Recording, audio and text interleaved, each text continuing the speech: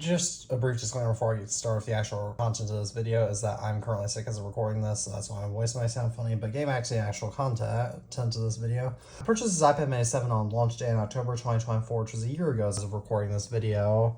How is it 1 year later?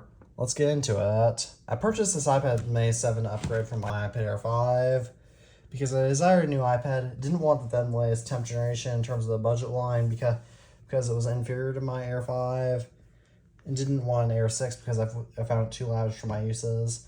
Therefore, I purchased this blue iPad Mini 128GB iPad Mini 7 for $500 American before taxes. Even though I initially had trouble adjusting a smaller screen size on this iPad, I've now adjusted to it and don't find the 8 3/10 inch screen to be an issue.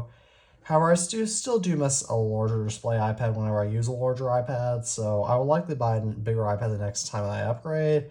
But it's not a big enough deal breaker to make me want a bigger iPad yet. Using this iPad for making some of my YouTube thumbnails for my podcast and the link to this video description and for some of my YouTube videos, social media, texting, web browsing, watching YouTube videos, and taking notes has been almost flawless, excluding some bugs with iPad OS 18, but those have been rectified. I also got the Apple Pencil Pro for this iPad, although I rarely use it. However, this iPad has other major flaws. Firstly, the blue finish is so barely blue that at night, this iPad looks gray, and I'm not colorblind.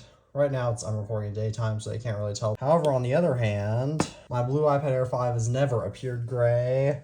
So why is it suddenly an issue for Apple to properly paint their devices? Secondly, this iPad is officially named the iPad Mini A17 Pro.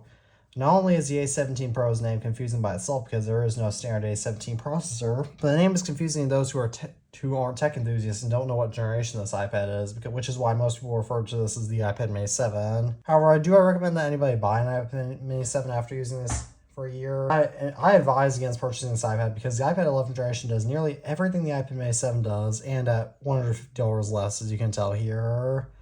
If you own an iPad Mini 7, then I can confidently say that it'll be a while before you need an upgrade.